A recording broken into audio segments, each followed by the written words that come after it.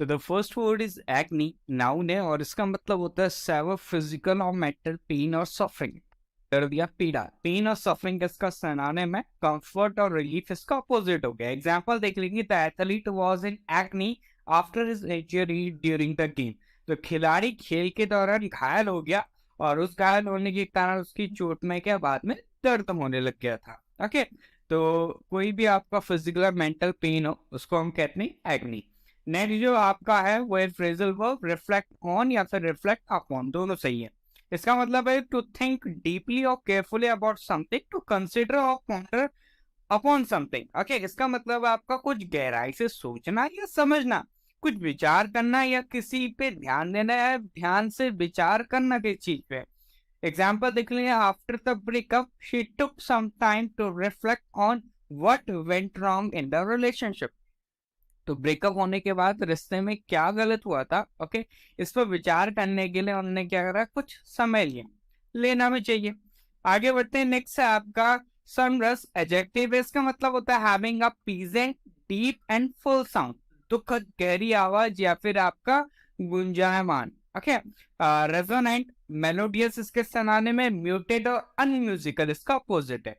Example देख लेंगे, he has a deep sonorous voice. Okay, तो उसके पास एक गहरी सुरीली आवाज है। नेक्स्ट आपका फ्रेजल वर्ब, रिलाई ऑन और रिलाई अपॉन, दोनों यूज कर सकते हैं। इसका मतलब है टू डिपेंड ऑन और ट्रस्ट समवन और समथिंग, किसी या किसी चीज पर निर्भर या भरोसा करना। एग्जाम्पल देखिए, you can not rely on या फिर rely upon good weather for the whole trip. तो आप पूरी यात्रा के लिए अच्छे मौसम पर भरोसा नहीं कर सकते, अच्छा मौसम भी धोखेबाज होता है।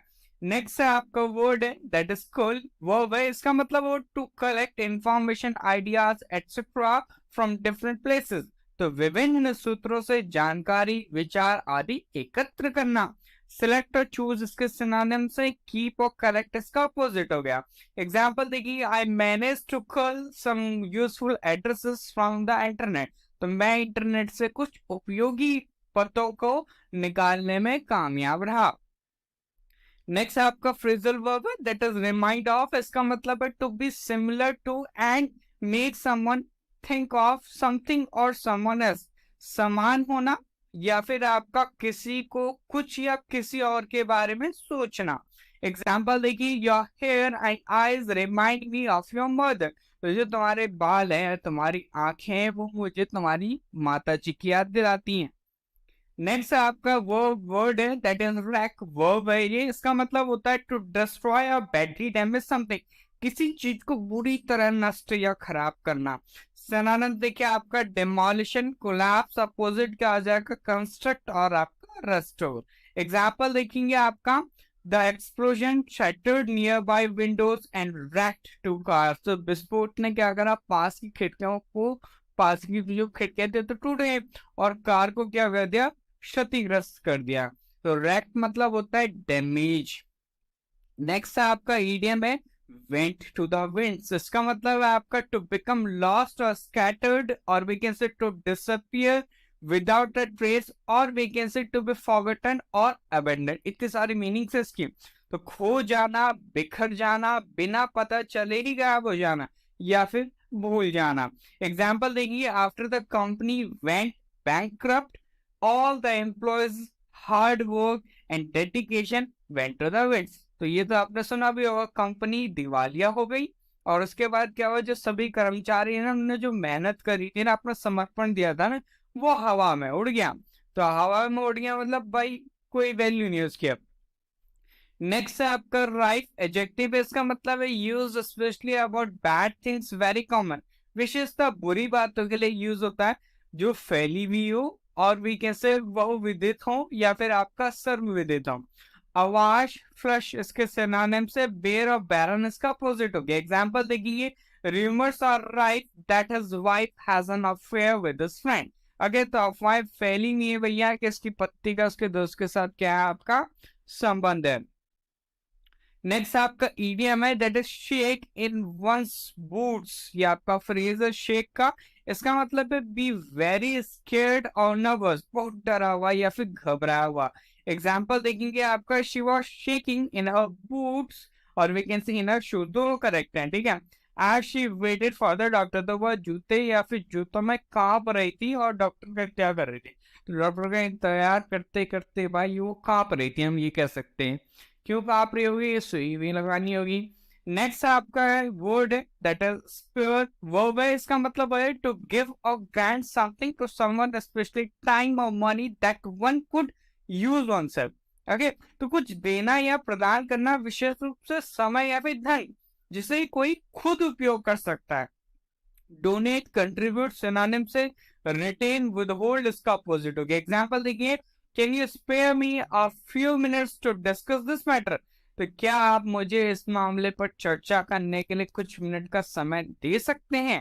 ओके, चलिए नेक्स्ट है आपका ईडियम है, ये आपका शार्प प्रैक्टिस, नाउन की तरह हम इसे यूज करेंगे। इसका मतलब है आपका डिसऑनेस्ट और अनएथिकल बिहेवियर इन बिजनेस, और we can say any other dealings often involving deceit और ट्रिकरी। ओके, तो व्यवसाय या किसी अन्य संबंध में अनैतिक या असत्यापन कार्यों का करना, या फिर आपका ऐसे कार्य करना जो धोखा या फिर चालाकी से संबंधित हो। एग्जाम्पल देखिए, the company was accused of using sharp practice to gain an unfair advantage over its competitors. Okay, तो कंपनी ने क्या करा, अपने प्रतिस्पर्धी जो थे ना उन पर अनुचित लाभ प्राप्त करने के लिए शार्प प्रैक्टिस का यूज करा, मतलब धोखे का यूज करा, चालाकी का यूज करा, उन पर ये आरोप लगाया गया है। नेक्स्ट जो वर्ड है, ओके, नेक्स्ट जो वर्ड है वह आपका स्टिपुलेट वर्ब है, और इसका मतलब होता है टू से exactly and officially what must be done. Okay, तो किसी बात को आवश्यक शर्त के रूप में प्रस्तुत करना, अनुबंध करना। डिफाइंड, स्पेसिफाई, सिनोनिम से कंफ्यूज, मॉडल इसका अपोजिट हो गया।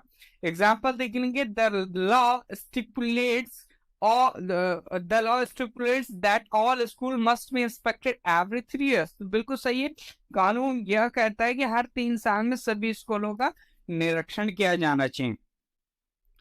नेक्स्ट जो आपका वन वर्ड है वो है आपका to return to a previous state or condition, specially after making progress or improvement. Okay, तो इसका मतलब क्या होता है, किसी पूर्व स्थिति या अवस्था में वापस जाना, खासकर सुधार या ठीक होने के बाद। मतलब ठीक हो गया और फिर से भाई वही स्थिति हो गई इसकी। रिलैप्स उसे हम कहेंगे वर्ब है। एग्जांपल देखिए, after completing the rehab program John relapsed and started using drugs again. तो पुनर्वसन हुआ था उसका। ओके, पुनर्वसन कार्यक्रम था और उसको पूरा करने का जॉन फिर से बीमार पड़ गया और उसने क्या करा, फिर से ट्रक लाना शुरू कर दी। चलिए नेक्स्ट आपका वर्ड है, ओके, नेक्स्ट वर्ड है आपका रॉय वर्ब है। इसका मतलब होता है मेक समवन अनॉयड और इरिटेटेड, किसी को नाराज या चिढ़ाना। एजिटेट स्टिल सिनोनिम से काम और सूद इसका अपोजिट हो गया। एग्जांपल देखिए, the clerk's refusal of her request roiled her enough to prompt to complain to his supervisor. तो क्लर्क ने क्या करा, उसके काम के लिए मना कर दिया होगा। ओके, उसकी रिक्वेस्ट पर मना कर दिया होगा और इसके कारण भाई वो चिढ़ गई, नाराज हो गए, और इसके कारण क्या हुआ, क्लर्क के सुपरवाइजर को क्या करते, उसने कंप्लेन कर दिया। नेक्स्ट आपका वन वर्ड है a person who rises, a person who rises up against authority, government or established conventions, often for political or social reasons। okay, तो इसका मतलब है आपका वह व्यक्ति जो अधिकार, सरकार या स्थापित अनुशासन के खिलाफ उठता है, अक्सर राजनीतिक या फिर आपका सामाजिक कारणों के लिए। ओके, तो उसको हम कहते हैं रेबल, नाउन है। एग्जाम्पल देखिए आपका the rebels fought against the oppressive regime for years. Okay, तो विद्रोही ने क्या करा, दमनकारी शासन के खिलाफ वर्षों से संघर्ष कर रहे हैं या फिर वर्षों तक संघर्ष किया। नेक्स्ट आपका वर्ड है वेंटेज, नाउन है, और इसका मतलब होता है आपका place of position affording a good view of something. Okay, किसी चीज का अच्छा दृश्य प्रस्तुत करने वाला स्थानीय स्थिति। एडवांटेज, बेनिफिट सिनोनिम से डिसएडवांटेज, लायबिलिटीज का अपोजिट हो गया। एग्जांपल देख लेते हैं, from my वेंटेज point, again from my वेंटेज point I could see into the front garden. तो मेरे जो आपके सहूलियत का बिंदु है ना, उससे मैं सामने के बगीचे में देख सकता हूँ।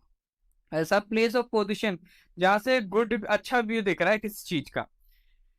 नेक्स्ट आपका वन वर्ड है a person who helps others in need often selflessly and without any expectation of reward. Okay, तो वह व्यक्ति जो दूसरों की मदद करता है अक्सर निस्वार्थता से और या फिर आपको किसी प्रतिफल की आशा के बिना, तो दैट इज समैरिटन। नाउन है। एग्जाम्पल देखिए, the Samaritan stop to help the injured person on the side of the road. तो जो समैरिटन है ना, वो सड़क के किनारे चोट खाए हुए कोई व्यक्ति था, उसकी मदद करने के लिए रुक गया। नेक्स्ट आपके पास वर्ड है आपका इमैस्कुलेट। ये आपका वर्ब है, इसका मतलब होता है मेक समवन और समथिंग वीकर और लेस इफेक्टिव, किसी को या फिर कुछ कमजोर या कम प्रभावी बनाना। एग्जाम्पल देंगे आपका कैस्ट्रेट, वीकन। नेक्स्ट आपका अपोजिट भी देख लेते हैं, स्ट्रेंथन और एम्पावर। एग्जाम्पल देख लेते हैं आपका they were accuse of trying to emasculate the reports recommendations. Okay, तो उन पर रिपोर्ट की सिफारिशों को कमजोर करने की कोशिश करने का आरोप लगाया गया था। तो ये तो था वोकैबुलरी सेशन। आई होप आप सभी ने एंजॉय करा होगा। सेशन को लाइक करें, शेयर करें, चैनल को सब्सक्राइब करें। मिलते हैं in the next section. Till then, जय हिंद, जय भारत।